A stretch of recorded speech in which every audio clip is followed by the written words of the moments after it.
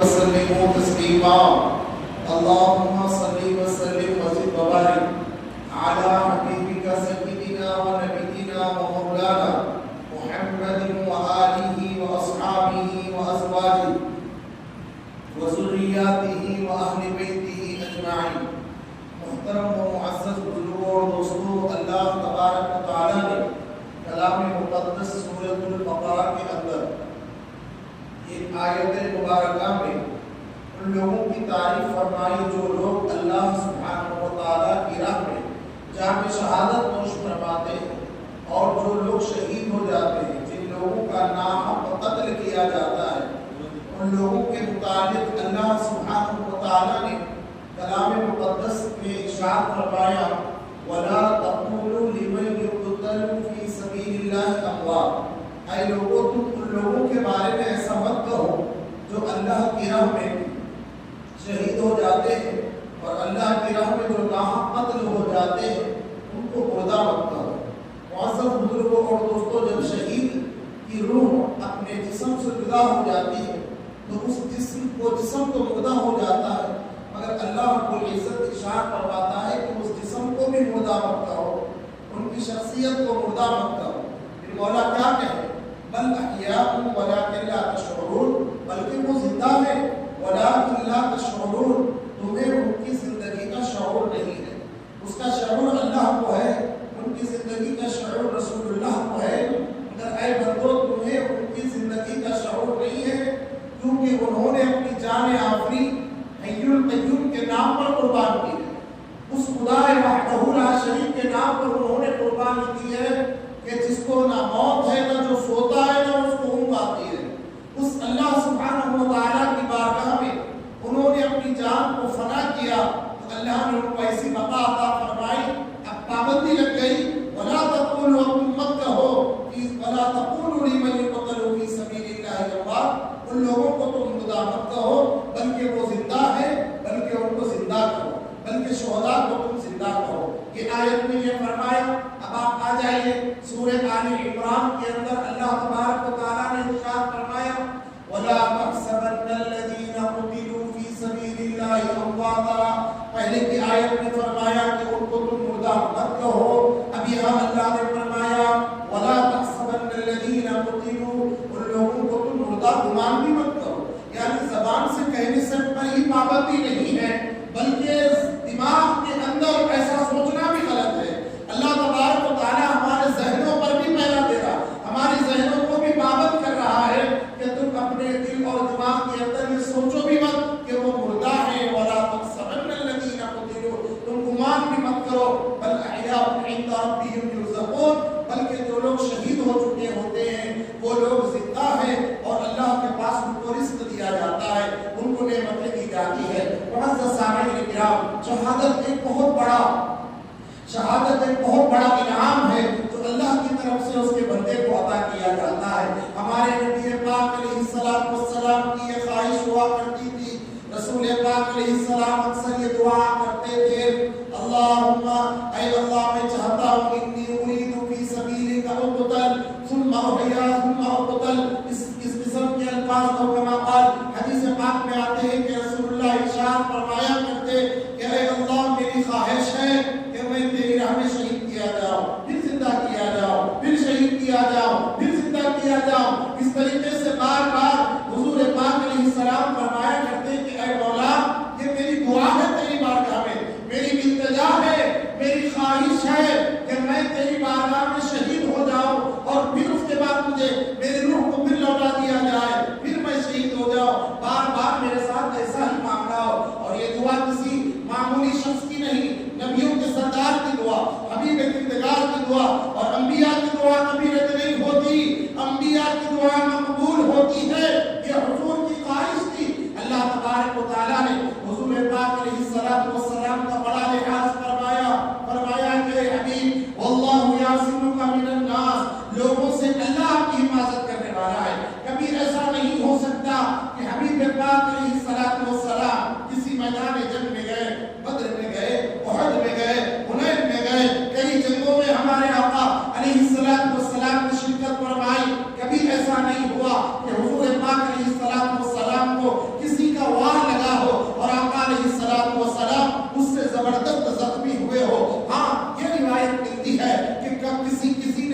آقا کو پتھر مارا، کسی نے حضور پاک علیہ السلام کو لہو لعان کیا، مگر شہادت کرنے کے لیے حضور پاک پر وار نہیں کیا گیا۔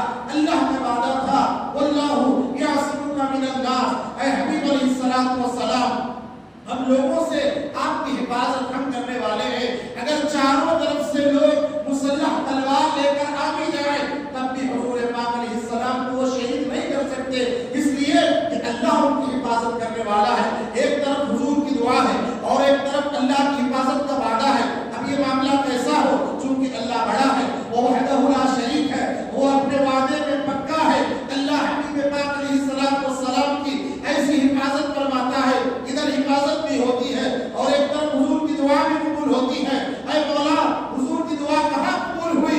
ہم نے تو دیکھا آقا علیہ السلام اپنے بستر پر اما عائشہ صدیقہ رضی اللہ تعالی عنہا کے گود مبارک میں حضور پاک علیہ السلام نے اپنی حضور پاک علیہ السلام نے اس دنیا سے آپ نے رخصت فرمائی۔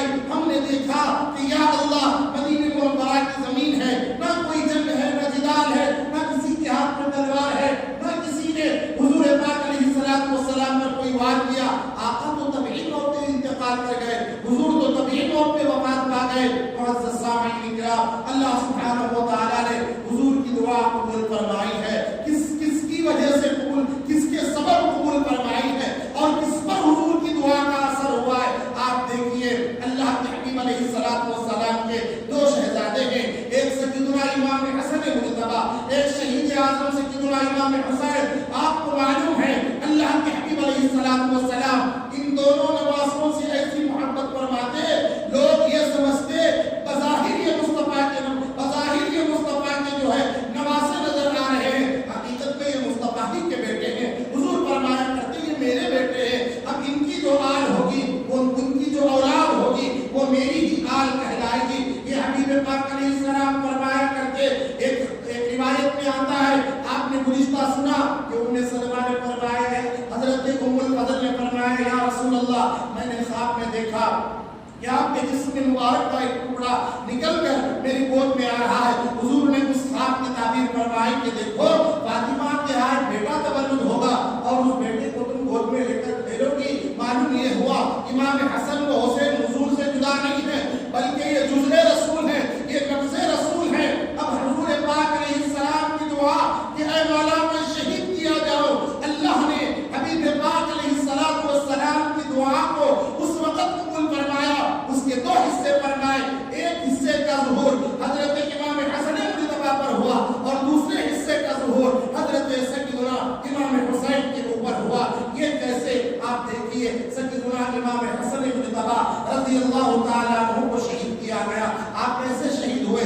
آپ کا خون نہیں بہا بلکہ آپ کو زہر دیا گیا۔ ایک خاتون نے آپ کے پانی میں زہر ملایا، ویسے تو 4-5 مرتبہ آپ کے کھانے میں پانی میں زہر ملایا گیا۔ جب کبھی آپ کے اوپر زہر کا غلبہ ہو جاتا تو آپ امت خضرا کے مکین اپنے نانا جان کی قبر مبارک پر جاتے، اللہ آپ کو شفا عطا فرما دیتا۔ 4-5 مرتبہ ایسے ہوا، مگر جب چھٹی مرتبہ حضرت امام حسن مجتبی کو زہر دیا گیا، وہ بڑا گہرا اس کا اثر ہوا، الگ سے لے کر ناف تک زہر کا ایسا اثر ہوا کہ اندر کی پوری چیزیں کٹ کٹ کر گرنے لگی اور آپ نے قید فرمائے اور اس کے بعد آپ کی شہادت ہوئی۔ کیسے شہادت ہوئی؟ زہر کی وجہ سے شہادت ہوئی۔ معزز سامعین کرام، اگر آپ پیچھے چلیں حضور پاک علیہ السلام کی سیرت مبارکہ کو دیکھیں، اللہ کے حبیب علیہ السلام کو بھی زہر دیا گیا۔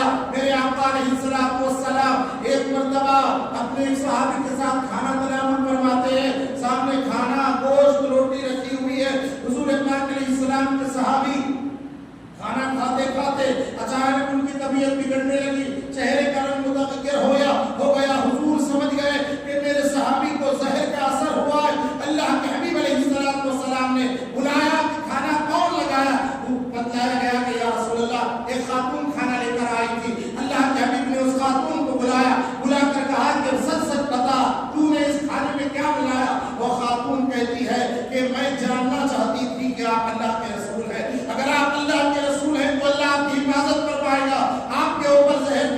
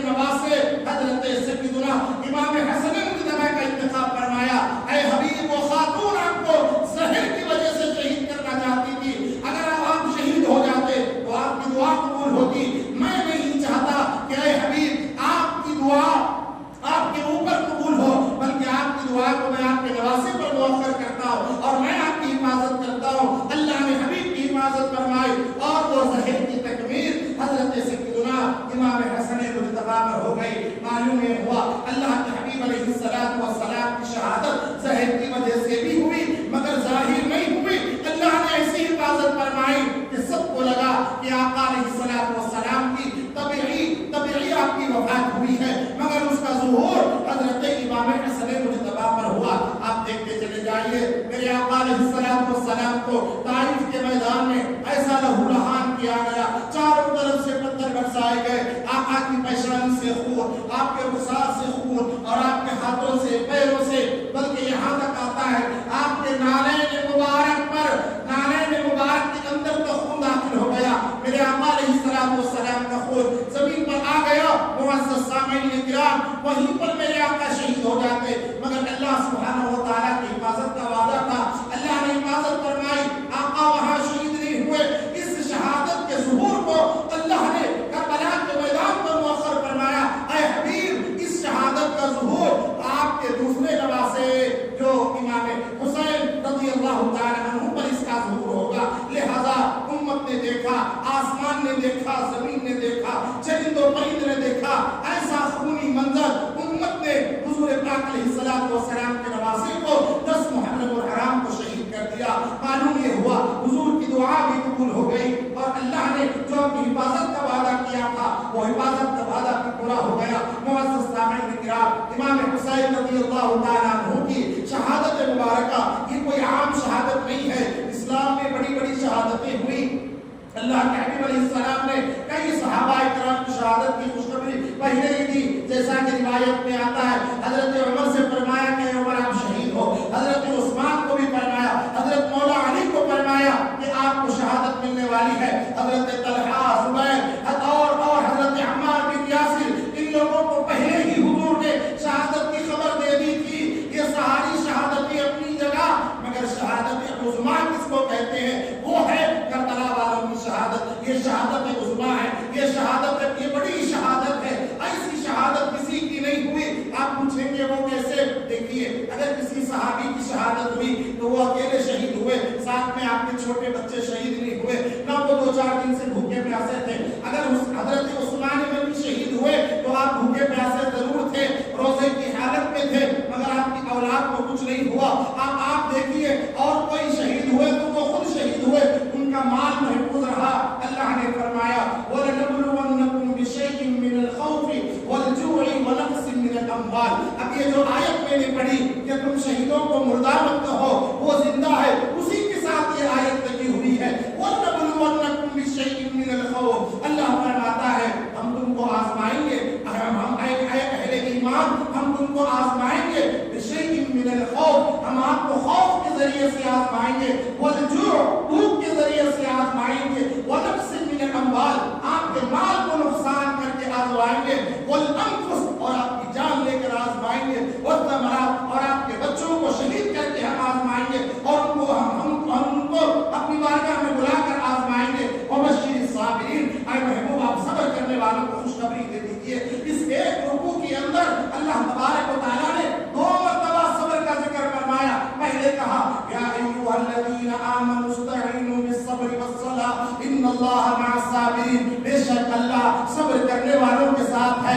اب یہاں فرمایا وبشر الصابرین, صبر کرنے والوں کو خوشخبری دے دیجیے. معزز سامعین کرام, اس آیت کو آپ دیکھیے, یہ آیت مبارکہ کی اگر مکمل تفسیر کو دیکھنا ہو تو کسی اور کی ذات میں نہیں, نواسۂ رسول حضرت سیدنا امام حسین کی ذات میں ہمیں یہ پوری آیت کی تفسیر نظر آتی ہے. اب آپ دیکھیے, سمجھ جائیے. وَلَنَبْلُوَنَّكُمْ بِشَيْءٍ مِّنَ الْخَوْفِ, اللہ فرماتا ہے کہ اے اہل ایمان, اللہ تم کو آزمائے گا, خوف سے آزمائے گا. کیا ہوا کربلا واقع ہونے سے پہلے امام حسین کو ڈرایا گیا کہ آپ اگر بیعت نہیں کریں گے تو آپ کو شہید کر دیں گے, ایسا کر دیں گے, ویسا کر دیں گے.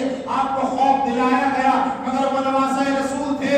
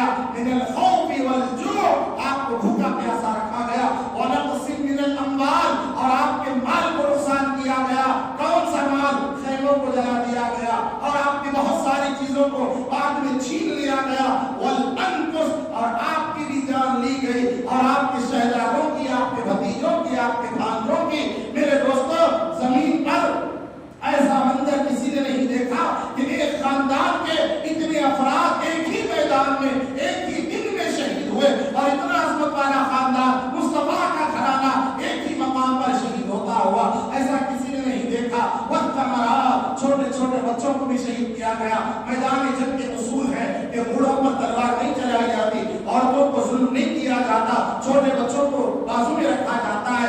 آج بھی جہاں پر جنگ بندی ہوتی ہے وہاں پر چھوٹے بچوں کو نشانہ نہیں بنایا جاتا, کمزوروں کے ساتھ نہیں لڑایا جاتا. مگر یہ بدبخت یزید اتنا جاننے کے باوجود بھی ان کے اوپر شیطان اتنا غالب تھا, انہوں نے چھوٹے چھوٹے بچوں کا خیال نہیں کیا. وہ چھوٹے بچے, وہ جو شہزادہ رسول تھے, وہ رسول پاک علیہ السلام کی آل تھے, اور انہی کے اوپر وہ نماز میں درود پڑھتے تھے. ان بچوں کو بھی ان لوگوں نے شہید کیا. وَالْأَنفُسِ وَالثَّمَرَاتِ وَبَشِّرِ الصَّابِرِينَ. اے محبوب آپ ان کو خوشخبری سنا دیجئے, صبر کی خوشخبری سنا دیجئے. معزز سامعین کرام, حضرت امام حسین رضی اللہ تعالیٰ عنہ یہ سارے امتحان کے مراحل سے آپ کامیاب ہوئے. کامیاب ہو کر آپ ایسے فاتح بنے, ایسے فاتح بنے. سب کی شہادتیں اپنی جگہ ہے, مگر اے حسین آپ کی شہادت صبح قیامت میں کیا رکھی جائے گی, اور آپ کی وہ شہادت ہے جس کو شہادت عظمیٰ کہتے ہیں. یہ کوئی معمولی شہادت نہیں ہے. اب آپ دیکھیے شہادت کے بعد ایک دو بات آپ سماعت فرمائیے.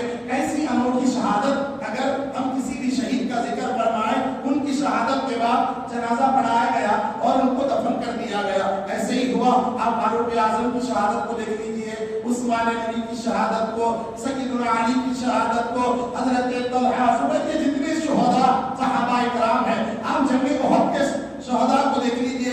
70-72 شہداء وہاں پر شہید ہوئے. اس کے بعد جو ہے ایک بڑی قبر کھودی گئی, ایک ہی قبر کے اندر جو ہے 70 شہداء کرام کو وہاں پر دفن کیا گیا. یہ شہادتیں ہوئی. مگر آپ دیکھیے کیسی شہادت ہے کہ آل رسول میں جو سب سے معزز, جو سب سے برکت والے ہیں, جو سب سے اعلی, جو سب سے اتقی, سب سے ازکا, یعنی اس زمانے میں امام حسین کا ہم پلہ کوئی نہیں تھا ہر اعتبار سے. وہ امام حسین کی جب شہادت ہوتی ہے, اب شہادت ہو گئی تو بات ختم ہو جانا تھا. جا کر ابن زیاد سے کہتے ہیں کہ بھائی ہم نے ان کو شہید کر دیا, ہم نے ظلم کر دیا, بات ختم. وہاں نہیں کیے بدبخت. اس کے بعد ان بدبختوں نے کیا کیا, آل رسول کی جتنی نعشیں وہاں پر زمین پر پڑی ہوئی تھی, ان تمام نعشوں کے اوپر بدبختوں نے گھوڑے دوڑائے, گھوڑے دوڑائے. اس کے بعد ان تمام سروں کو لے کر انہوں نے تیز نیزوں کے اندر ان سروں کو لگایا, اور ان سروں کو لگا کر وہ ابن زیاد کے دربار کی طرف چل پڑے.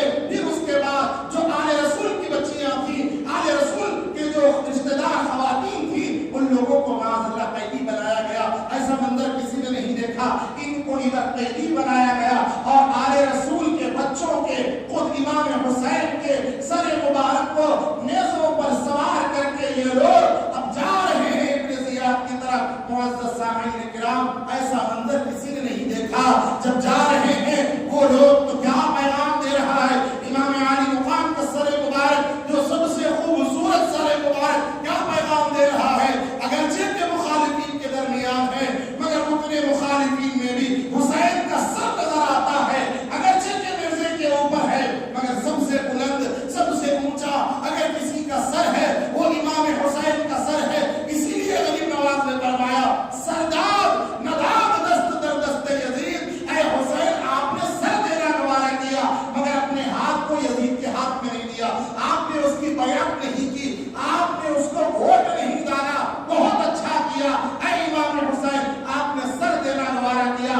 ایسا سر دیا کہ اب غلاموں کے سر اونچے ہو گئے کہ حق کے اوپر قربان ہونا اس کو کہتے ہیں, اور اللہ کی راہ میں شہادت دینا اس کو کہتے ہیں. شہادت ناز کرتی ہے, اور اسی شہادت امام حسین نے دی ہے. امام علی مقام کے سر مبارک کو وہ لوگ جب نیزوں پر لے جا رہے تھے, ذرا آپ کی سر مبارک کی کرامت کو آپ سماعت فرمائیے. جب حضرت امام علی مقام کے سر مبارک کو یہ بدبخت لے جا رہے تھے, تو جب جاتے جاتے انہوں نے دیکھا کہ جب جا رہے تھے دمشق کی طرف, آپ جا رہے تھے, جاتے جاتے دیکھا کہ راستے میں ایک آدمی قرآن مجید کی تلاوت کر رہا, قرآن مجید کی تلاوت. اور میں آپ کو یہ واضح کر دوں کہ کربلا والوں پر ظلم کرنے والے, کربلا والوں کو شہید کرنے والے غیر مسلم نہیں تھے, یہ مسلمان تھے, کلمہ پڑھنے والے, نماز روزہ حج و زکات یہ ساری چیزوں کو ماننے والے, پڑھنے والے, عمل کرنے والے تھے.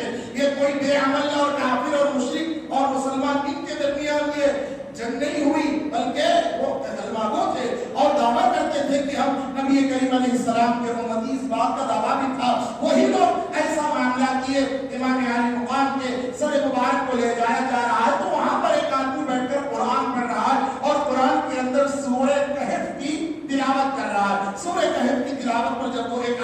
पहुंचा। अम हसिबता अन्ना अस्हाबल कहफी वररक़ीम कानू मिन आयातिना अजबा। जब इस आयत मुबारका पर वो एक आदमी पहुंचा, जैसे ही उस आयत पर पहुंचा, मुअज़्ज़ज़ सामिईन किराम, ये लोगों ने ये मंजर को देखा। हजरत इमाम अली मुकाम शहीद होकर एक दिन हो गया और नेज़े के ऊपर आपका सर है। जरा तसव्वुर कीजिए मेरे दोस्तों, जानवर के साथ भी कोई ऐसा नहीं करता, ये आले रसूल के सर के साथ इन्होंने इतना ऐसा घटिया मामला किया। इमाम अली मुकाम का सर मुबारक नेज़े पर बुलंद है।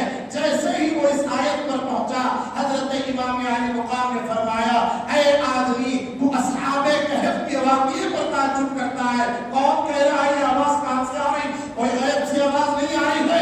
इमाम हुसैन का वो सर जो नेज़े के ऊपर है, आपका जसद कहीं और है, यहाँ से आपका सर बात करता है, आंखें बंद है और आपके होंठ हरकत करते हैं। ऐ शख्स, तुझे इस बात पर ताज्जुब होता है कि अस्हाबे कहफ इतने दिन तक गार में कैसे जिंदा रहे? क्या इस बात पर ताज्जुब नहीं होता कि मेरा सर नेज़े पर है और मैं कुरान की तिलावत कर रहा हूँ? ये ऐसी तिलावत आप बतलाइए। बड़े बड़े कारी, बड़े बड़े कुर्रा गुजरे हैं। कोई कुरान पढ़ते पढ़ते शहीद हुआ, कोई कुरान मजीद की हिफाजत करते करते शहीद हुआ, मगर हमने कोई ऐसा शहीद, कोई ऐसा कारी नहीं देखा जो शहादत के बाद जिसका जसद अंदर कहीं और है और सर मुबारक कहीं और है और वो तिलावत कर रहा है। ऐसा कारी अगर जमाने में देखा, वो हुसैन इब्न अली की जात मुबारक है, उनके अलावा ऐसा कोई कारी नहीं है। अब हमें यकीन हो गया कि शहीद जिंदा है। अल्लाह ने जो फरमाया, बल अहयाउन वलाकिन ला तशऊरून, बल्कि वो जिंदा है। कैसे जिंदा है? ये देखो, हुसैन इब्न अली तिलावत कुरान कर रहे हैं। ये जिंदगी है, शहादत बराए मौत नहीं, शहादत बराए जिंदगी है। ये फलसफा समझाया हजरत इमाम अली मुकाम ने। मुअज़्ज़ज़ सामिईन किराम, जब आपका सर मुबारक और आगे चला तो एक महल के अंदर दाखिल होना था, मगर रात होने के बाद महल का दरवाजा बंद हुआ। उसके बाजू में एक कलीसा था जिसको चर्च कहते हैं, वहां का जो राहिब, जो पादरी कहते हैं, वो दरवाजा खोलकर बाहर आया कि कुछ लोग अपने नेज़ों पर एक मुक़द्दस सरों को लिए हुए हैं और कुछ ख़वातीन हैं, बड़ी खूबसूरत बच्चियां हैं और खूबसूरत ख़वातीन हैं, वो उनको कैद किया गया है। वो बाहर आकर कहता है कि भाई आप लोग कौन हो? तो वो कहते हैं कि हम जो है यजीदी दरबार के हम लोग हैं और माज़अल्लाह हम लोग बागियों के सरों को ले जा रहे हैं और ये कैदियों को हम ले जा रहे हैं। महल का दरवाजा बंद हो गया, इसलिए हम रात यहाँ पर गुजारेंगे। मुअज़्ज़ज़ बुजुर्गों, वो शख्स बाहर आया, कौन? राहिब बाहर आया जो मुसलमान नहीं था। बाहर आकर कहता है, मैं तुम्हें 10,000 दीनार देता हूँ, 10,000 दीनार। और वो लोग तो दीनार में भूखे थे। 10,000 दीनार ले लो और एक रात के लिए मुझे ये सर दे दो और ये आले रसूल के बच्चियों को दे दो। उसने तहकीक की कि मालूम हुआ कि आले रसूल है। पहले तो उसने दान किया, कहा कि तुम बदबख्तो, तुम अपने नबी की औलाद के साथ ऐसा करते हो। राम दान किया, बाद में जब उसके दिल में बड़ी मोहब्बत पैदा हुई, 10,000 दीनार दिया। इमाम अली मुकाम के सर मुबारक को लेकर अपने कलीसा में गया, हुजरे को साफ करवाया, सफेद और अच्छी साफ तख्त के ऊपर इमाम के सर को रखा और इत्र से, साफ पानी से आपके सर को साफ करने लगा, बालों को जमाने लगा। जरा तसव्वुर कीजिए, भला कोई ऐसा कर सकता है? हाँ, जिसके दिल में मोहब्बत हो। ये कलमा पढ़ने वाला, इसके दिल में मोहब्बत नहीं है। अल्लाह ने इमाम की मोहब्बत किसके दिल में डाल दी? एक राहिब के दिल में, गैर मुस्लिम के दिल में। मालूम हुआ अहले बैत की मोहब्बत न सुन्नियों की जागीर है, न शियों की जागीर है, न मुसलमानों की जागीर है, बल्कि जो उनसे मोहब्बत करता है उसके दिल में ये मोहब्बत रच बस जाती है। वो इमाम अली मुकाम के सर मुबारक को साफ करने लगा और वो तमाम बीवियों को, जिसमें से किदा ज़ैनब, हजरत शहरबानो, ये जो ख़वातीन जिनको कैदी बनाया गया था, इनको अंदर हुजरे में ले गया। ले जाकर अपने खादिम से कहता है, इनका रात भर ख्याल रखना, किसी चीज की कमी ना होने पाए, ये मुसलमानों के पैगंबर के घर वाले हैं। मेरे दोस्तों, जब उसने ऐसा शुरू किया, बीबी हाथ उठाकर दुआएं देने लगी कि अल्लाह तुम्हारा भला करे, अल्लाह तुम्हारा भला करे, अल्लाह तुम्हें खुश रखे। रात भर वो राहिब सोने के बजाय इमाम अली मुकाम के सर मुबारक के पास बैठकर आपका इतना दीदार करता है, रात भर आपके सर को देखता है। जबान से पढ़ने तो कुछ आता नहीं था, ना कलमा, ना दरूद, ना कुछ, ना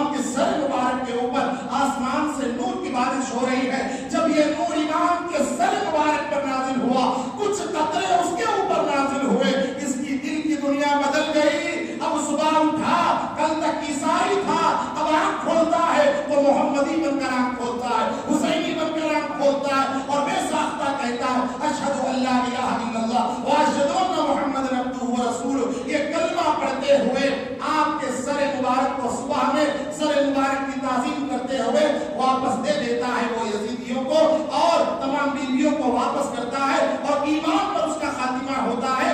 آپ بتلائیے وہ پادری کو اور اس راہب کو کیا کسی نے قرآن کی بات بتلائی؟ کیا کسی نے حدیث پڑھ کر سمجھایا؟ کیا کسی نے توحید کی دعوت دی؟ کیا کسی نے اس کو بتلایا کہ جناب آپ آئیے ہمارے اسلام کی طرف آئیے، ہمارے مذہب کی یہ خوبصورتی ہے؟ کسی نے نہیں بتلایا. ارے اس نے پڑھ کر ایمان قبول نہیں کیا، خود دین کو دیکھا اور مسلمان ہو گیا. کیونکہ میرے امام دین ہے. غریب نواز کی بات اب سمجھ میں آئی. دین حسین. اب جس نے دین کو دیکھ لیا وہ بے دین کیسے رہ سکتا ہے؟ اس نے دین کو دیکھ لیا، دین اس کے دل میں داخل ہو گیا اور ایسا مضبوط مومن ہو گیا. ہر کوئی جو ہے کسی مبلغ کے پڑھانے سے کلمہ پڑھتا ہے. یہ حسین کے سر کو دیکھ کر مسلمان ہوا. معمولی نہیں تھا اور یہ اپنے گرجا گھر کا راہب تھا. عام آدمی ہوتا تو کہہ سکتے محبت میں کلمہ پڑھ لیا. نہیں، راہب تھا، دوسروں کو اپنے مذہب کی تعلیم دینے والا تھا. امام کے سر کو دیکھا اور کلمہ پڑھ لیا.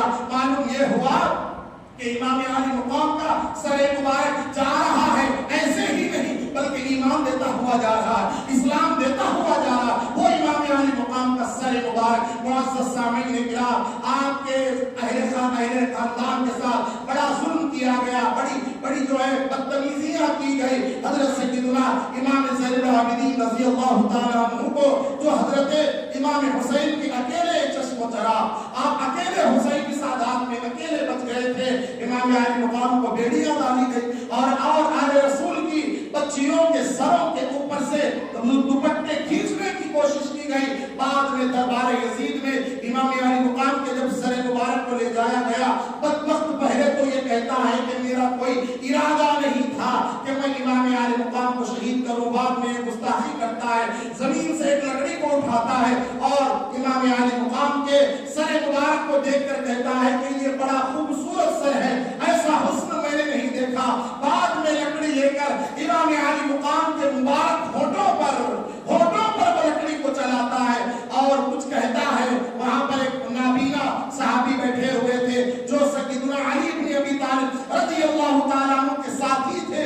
وہ کھڑے ہو کر کہنے لگے بدبخت ایسی حرکت مت کر، میں کیا سن رہا ہوں کہ تو نے امام علی مقام کے ہونٹ کے اوپر تو نے لکڑی چڑھائی. وہ یزید نے کیا کیا؟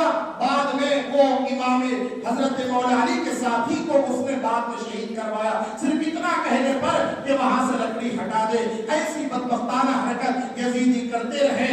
آگے چل کر کعبۃ اللہ پر حملہ کیا، پھر مدینہ منورہ میں حملہ کیا. یہ اس طریقے کے معاملات یزیدی کرتے رہے. مگر معزز سامعین کرام، امام علی مقام کی شہادت ہمیں اور آپ کو یہی پیغام دیتی ہے کہ بھئی آپ کو جو ہے جان پر اگر بات آ جائے تو جان دے دینا اور جو ہے ہاتھ کسی بدبخت کے ہاتھ میں اور جھوٹے کے ہاتھ میں ہاتھ نہیں دینا. یہ پیغام امام علی مقام نے ہمیں اور آپ کو سمجھایا. اسی لیے کیا مسلمان کیا غیر مسلم سارے اقوام جتنا حضرت امام علی مقام کو یاد کرتے ہیں، میں نہیں سمجھتا کسی اور شہید کو یاد کرتے ہوں گے.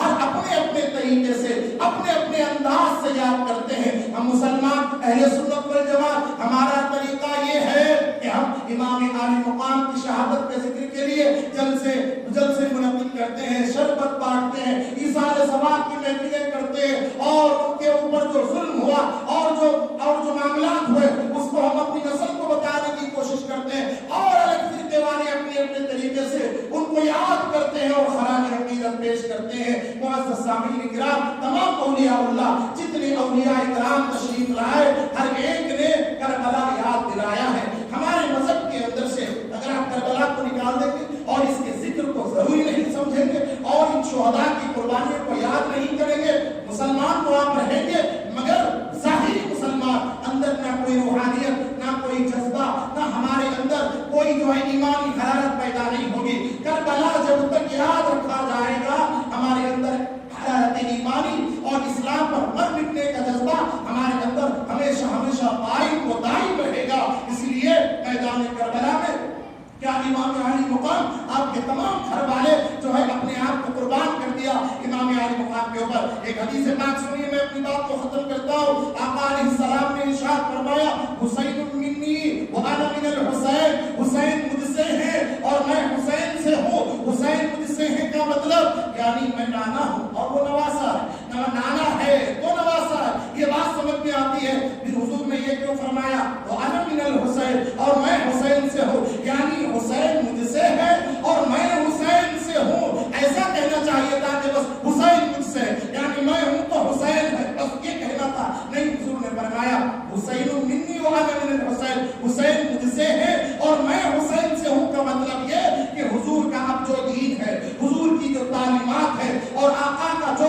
فرمان ہے، قیامت تک چلنے والا جو نظام ہے، اب وہ آگے چلے گا تو حسین کے ذریعے سے چلے گا۔ اب جو آگے چلے گا دین حسین ہی دین محمدی ہے، یہ بتانا چاہتے ہیں، یعنی محبت حسین ہی محبت رسول ہے، محبت خدا ہے، یہ بتانا چاہتے ہیں۔ آپ اہل بیت کو ہٹا دیجئے، آپ کو جو ہے دین کی اصل مل ہی نہیں سکتی، نام کے مسلمان رہ جائیں گے۔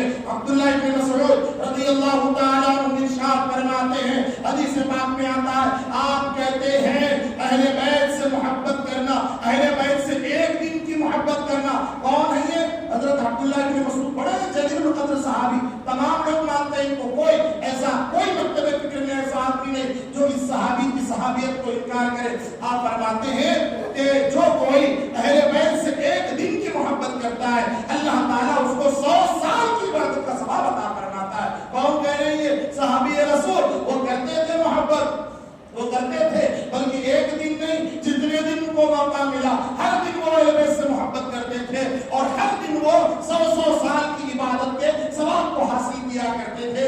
اے معزز بزرگوں اور دوستوں، ہمیں صرف جو ہے یہ 10 دن کے لیے یا صرف محرم کے مہینے میں ہی اہل بیت سے محبت کا اظہار نہیں کرنا، بلکہ اہل بیت اطہار کی شاخیں ساری دنیا میں پھیلی۔ اگر کوئی اپنے دل سے حضور خواجہ غریب نواز سے محبت کرتا ہے، بظاہر وہ غریب نواز ہے مگر باطن وہ اہل بیت سے محبت ہے۔ اگر کوئی بندہ نواز سے محبت کرتا ہے، وہ بظاہر بندہ نواز کی محبت ہے مگر باطن میں وہ کس سے محبت ہے؟ وہ اہل بیت سے محبت ہے۔ اسی طریقے سے کوئی قادری سلسلے میں، کوئی چشتی سلسلے میں اپنے اپنے بزرگوں کا دامن تھام کر، اہل بیت کے بزرگوں کا دامن تھام کر ان سے محبت کرتا ہے، وہ محبت ہمیں سیدھا اہل بیت کی محبت تک لے جائے گی۔ یہ بزرگان دین، یہ جو سلسلے ہیں یہ کربلا ہی سے پھیلے ہیں، اس لیے اپنے آپ کو جو ہے ان سے دور مت کرو، اپنے آپ کو دور مت کرو۔ اب ہر ایک کے طریقے الگ ہو سکتے ہیں اور یہ مت کہو کہ ہم فلاں کام نہیں کرتے، وہ فلاں جماعت والے کی علامت ہے، وہ فلاں آپ چھوڑیے۔ آپ کربلا والوں کو دیکھیے، وہ کون سا دین لائے، وہ جو دین لائے اس دین پر ہمیں رہنے کی ضرورت ہے۔ اور آخری بات، حضرت حر رضی اللہ تعالیٰ عنہ جنہوں نے امام علی مقام کے قافلے کو روکا، بعد میں انہوں نے توبہ کر لی، ان کے بارے میں آتا ہے وہ دربار یزید کے کمانڈر ضرور تھے، ادھر بھی نماز ہوتی، ادھر بھی نماز ہوتی، ادھر 72-73 لوگ نماز پڑھتے، ادھر 1000 لوگ نماز پڑھتے، بیچ میں خیمے تھے، ادھر دو طرف جماعتیں ہوتی۔ حضرت حر کے بارے میں آتا ہے وہ رہتے یزیدی فوج میں، مگر جب نماز کا وقت ہوتا تو سعادت سمجھتے، نواسہ رسول کے پیچھے آ کر نماز پڑھا کرتے تھے، ادھر نماز نہیں پڑھتے تھے، ان کے لشکر کے اور تھے ان کے وہاں کے، مگر جب نماز کا وقت آتا، اذان کا وقت جیسے ہوتا کہ کربلا کے دنوں میں خصوصاً حضرت حر وہاں سے آتے اور امام حسین کے پیچھے نماز پڑھتے۔ اے لوگوں، اس سے یہ معلوم ہوتا ہے ہم بھی ہمارے امام کو حسینی انداز میں دیکھنا، حسینی رنگ میں دیکھنا، جس امام کے اندر یزیدی حرکتیں ہیں اور جو ہے یزیدی معاملات ہیں اس سے دور رہنا، یہ پیغام ہم کو مل رہا ہے کربلا سے۔ سارا انسائکلوپیڈیا دین کا ہمیں دے دیا کربلا والوں نے، اس کے اوپر ہمیں اور آپ کو چلنے کی ضرورت ہے۔ پھر کربلا آئے گا، پھر یہ یاد تازہ ہوگی، پھر ہماری نسل کے اندر یہ جو ہے منتقل ہوتا رہے گا، کسی نہ کسی طریقے سے ان اللہ والوں کو، ان کربلا والوں کو یاد کرنے کی ضرورت ہے۔ ان کی محبت میں اگر ہمارا سینہ بھرا ہوا رہے، یہ سینہ مدینہ بن جائے گا، مدینہ رسول بن جائے گا، عشق مصطفیٰ کا مدینہ بن جائے گا۔ تو ایسے اپنی زندگی کو گزارنے کی کوشش کیجئے۔ اللہ تعالیٰ سے دعا ہے کہ یا الہ العالمین ہم سب کو اہل بیت رسول کی سچی محبت عطا فرما۔ یا اللہ ان کی محبت میں زندگی اور موت عطا فرما۔ یا اللہ دنیا میں بھی اور آخرت میں بھی ہمیں خوب سرفرازیاں عطا فرما، صحیح عقیدے پر ثابت قدم فرما، صحیح عقیدے پر ہمارا خاتمہ فرما، اہل بیت کے ساتھ ہمارا حشر فرما۔ وآخر دعواہم ان الحمد للہ رب العالمین۔